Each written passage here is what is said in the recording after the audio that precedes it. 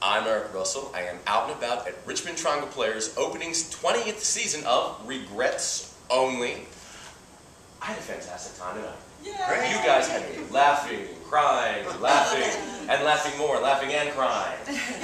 Just a fantastic way to open a 20th season. It is, isn't it? So I wanted you to tell me who you are and who you play in the show, and we'll kind of go from there. So I'm going to start right here. Okay, I'm Donna Winkle, and I play Marietta Claypool, and she's the matriarch of the family. I'm Melissa Johnston-Price. I play Tibby, the Socialite? Manhattan socialite, her daughter, his best friend. Yeah, I'm her best friend, Hank Hadley, a gay fashion designer in New York, who just recently lost his partner of 28 years. And what's your real name? Hank Hadley. No. Oh, my real name. I immerse myself in the role. He is very Hank. I'm Joe Pabst. Sorry. My name's Hank Hadley. This is very Hank Hadley. Very Hank Hadley. I'm Liz Blake-White. I play Spencer McCullough, who is Tibby and Jack's daughter. She's a high-powered attorney in Manhattan, and she's about to get married. I'm Jerry Williams, and I play Jack, the husband. I'm kidding, no. Yeah. Michael's not here. He had to go home. He was feeling a little sick, but I'm the director. Leave that effect on people. And I am Jackie O'Connor, and I play Myra, the family maid, the only white Jewish maid in Manhattan. Yeah, true, because that one isn't you see very often. Right? I love these characters. They are shallow and vain and bitchy and catty, and I love it because you're like my friends at home, right? I know these people and I love it. So really, these people could be anywhere. They're right. They can be anywhere. They don't necessarily have to be in Manhattan. No, they could be here in Richmond. Oh, that's they so could be good to hear. anywhere. This makes them so lovable and likable. Right. Now, we're starting the 20th season with a show that's now dealing with gay marriage, where 20 years ago, all of our plays were dealing with HIV and AIDS, and so we've now moved to this new theme.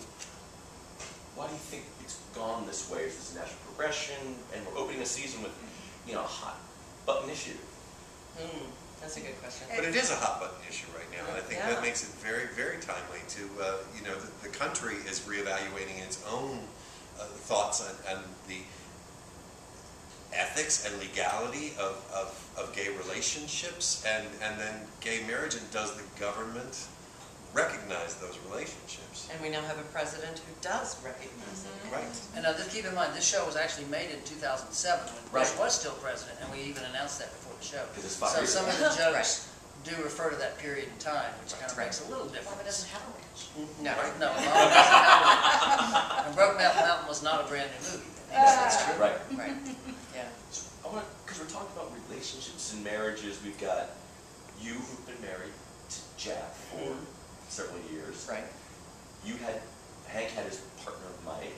Spencer is all excited because she's getting married for the first time, and you've had 5 gay husbands. That's right, and I'm a happy woman. I mean, it's not like any of those were terrible, and I end up on top of the world. Yeah, it's And one of them had to have been your father. I know. right. I got my lovely daughter. Didn't have to. I always wondered. We assume One of those guys. But one of the 5.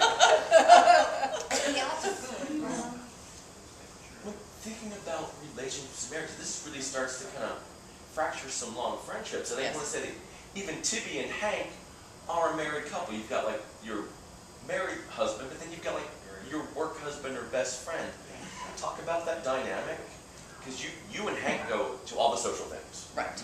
He's my walker. Walker, right? Right. Well, I think and we were talking about this too just before the show, about how the relationship between Hank and Tibby is as strong, if not stronger, than the relationship between her and her husband. And there's a genuine love there between the two of them. It's not something that's just convenient. It really is a strong love between the two of them. That doesn't mean there's any love lost between Hank and his partner, Tibby and her husband. It's just a different kind of love. It's a best friendship, and they're there for each other through all of it. Right, we get each other. Right. But it's also very funny. It's Right. very Yeah, funny. thank you. Absolutely, Yeah. absolutely. They say things to each other that I think only you can only say to your best friend. Because you have those moments. You have those great timing. Yes. Well, we try. Well, Some of it is written in the script. But you Yeah. mean timing between us as best friends? Yes. Yes, okay. The Yeah. chemistry, they've got that. They know each other's thoughts. They know what they're saying. Yes. They've got that semblance of like, you get each other. Well, let me just say too, in auditions, Joe and Melissa have never worked together. They've of course known each other. They've both been working in town for years. And when they walked on stage together, I saw instantly the chemistry was there. I said, there they are. I mean, they were magic right then. They were best friends instantly. Yes, I think Joe and Melissa are as good of friends in these few weeks as Hank and Tibby have been for 28 years. So true. And it's amazing. And Yeah, I know. Well, and it shows. You feel that genuine love for each other. yeah.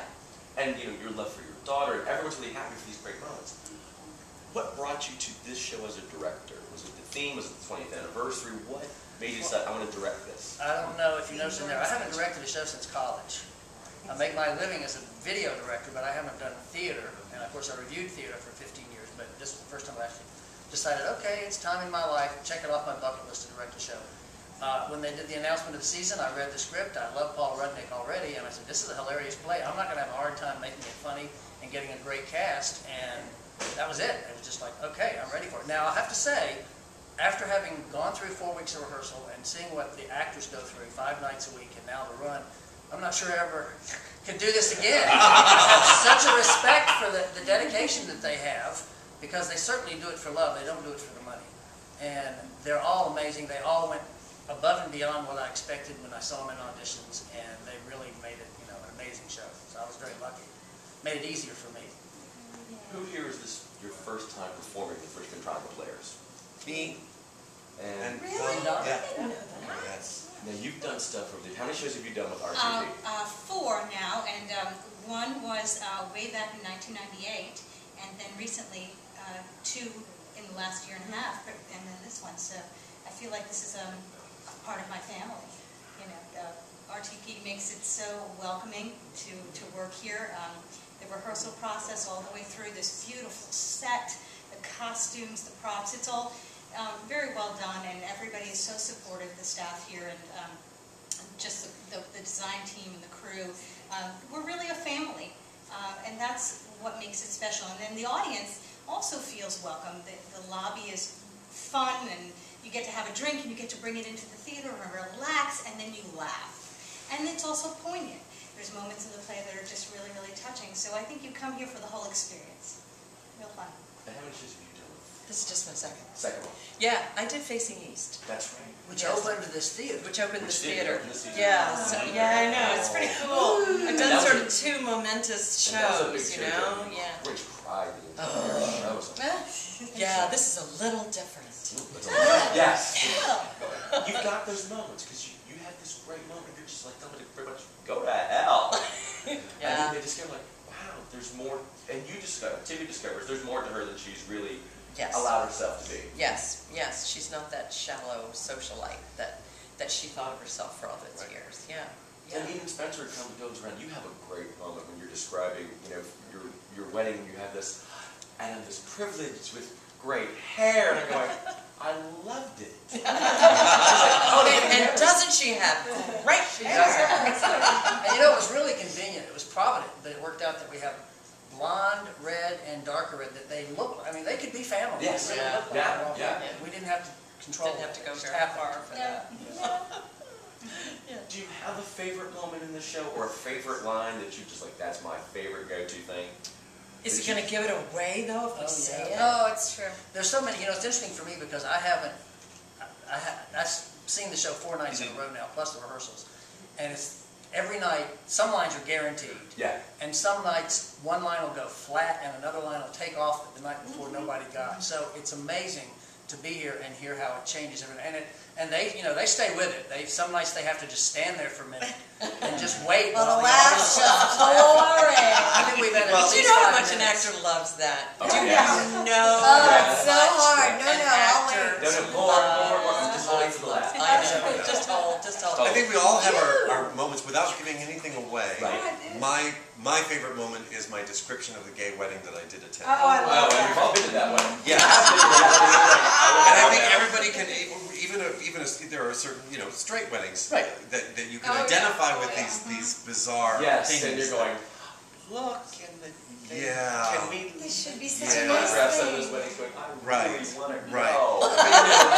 It's one of those things where you go, here it comes, and I'm just gonna Just dig gonna right roll. into it. Yeah. Right, Just yeah, gonna roll wait for right the through it. open bar. The bride is going to sing her vows. Yay. But some of my favorite lines in the show are not mine. I'm what I was gonna say. enjoying just watching these people work and just going, I get to do this every single night. I get to listen to that every single night. Oh, yeah. But you've got a great zinger about, the school they go to and everything going, oh, that's just brilliant. Oh, yeah, I mean, and I said, if I can't be funny in a garbage bag and some shoe boxes, then I might as well just hang it up and go home. That whole image. I don't think I get any credit for that at all. I think that's all the That's playwright. But, God, wonderful lines. What do you want an audience to take away from this opening number, this opening show of the only GLBT professional repertoire theater in the Mid-Atlantic region for 20 years in Richmond, Virginia? What do you want your audiences to take away from this show? My last line. My last line. I finally figured out all gay people want is the freedom to love. Yes. Yeah, it's interesting for people who have maybe never been to Triangle. Yeah. There's 6 people in the cast, only 2 are gay. So it's kind of, it's really, it's a very gay, straight friendly, if you will. I mean, there's plenty of stuff in the show. It's not like Characters. You mean cast and crew? Characters. characters. Oh, characters! Oh, okay. Who's the other gay character? I know. No, there are 2 gay characters in a cast of 6 characters. Right. So it's really more a straight, it's a very straight cast, so that means that are straight characters. So that says something about, that any audience can enjoy this show because it's really viewed through the eyes of heterosexuals. It's not really, like a lot of the plays that are done here obviously are very gay oriented, they're almost all gay. Yeah. And that's kind of a nice thing to say that, okay, they're opening their 20th season with a show that's got, it's got more straight characters than gay. Here's this family in Manhattan, mom, dad, grandma, and the only Jewish maid. Hidden. has a secret. And we wanted Has a it to look like a family. We wanted it to look like a family that loves each other and really appreciates each other. And then all of a sudden this issue plops itself right down in the middle of everything.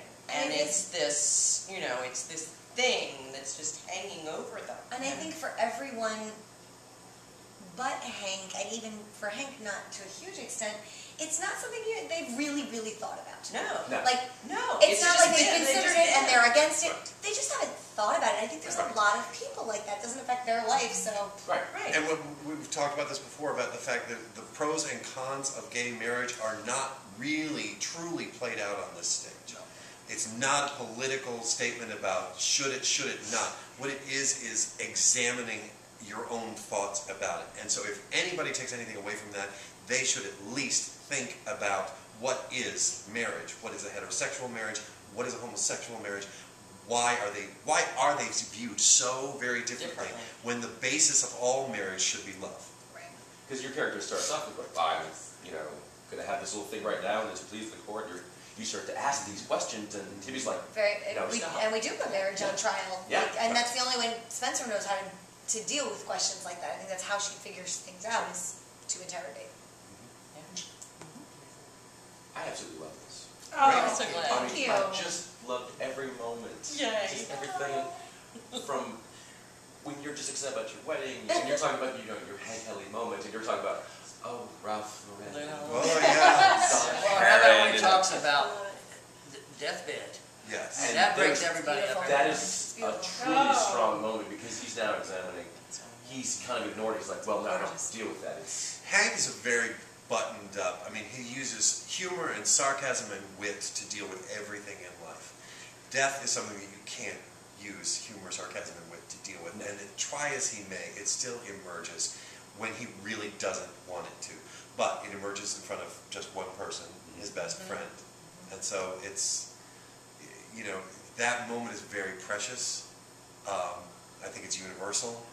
Anybody who loves anyone or anything, even a pet, you know, you can feel that strongly about it. And, you know, so it gets to me every single night. Me too, believe me. And I love sharing it, and it opens up something really private for me as well. So it's tough, but it's great.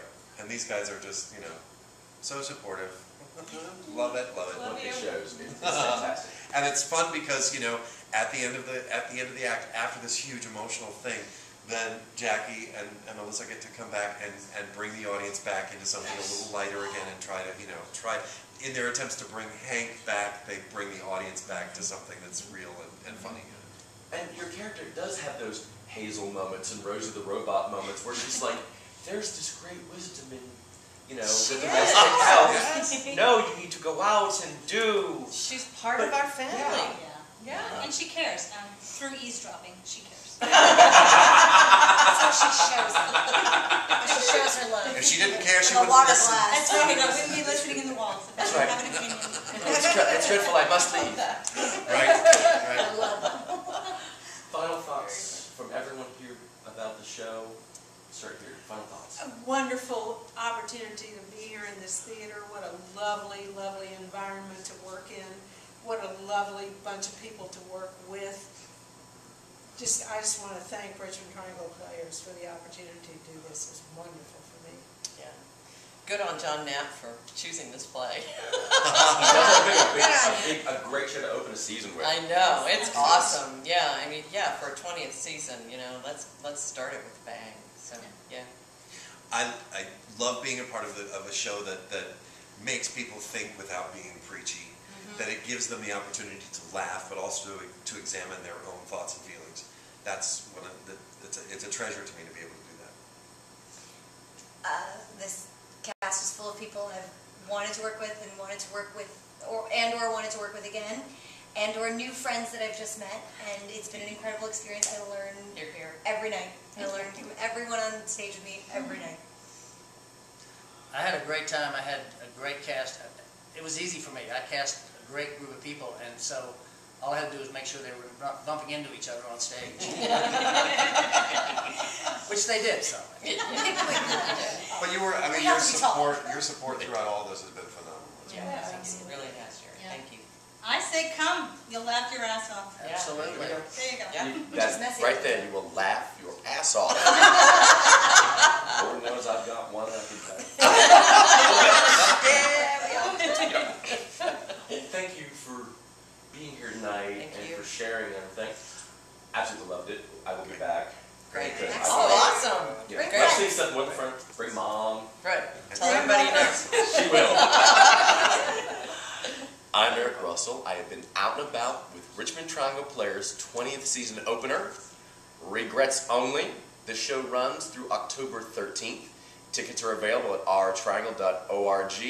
You will laugh, you will cry, you will have an absolutely wonderfully great time.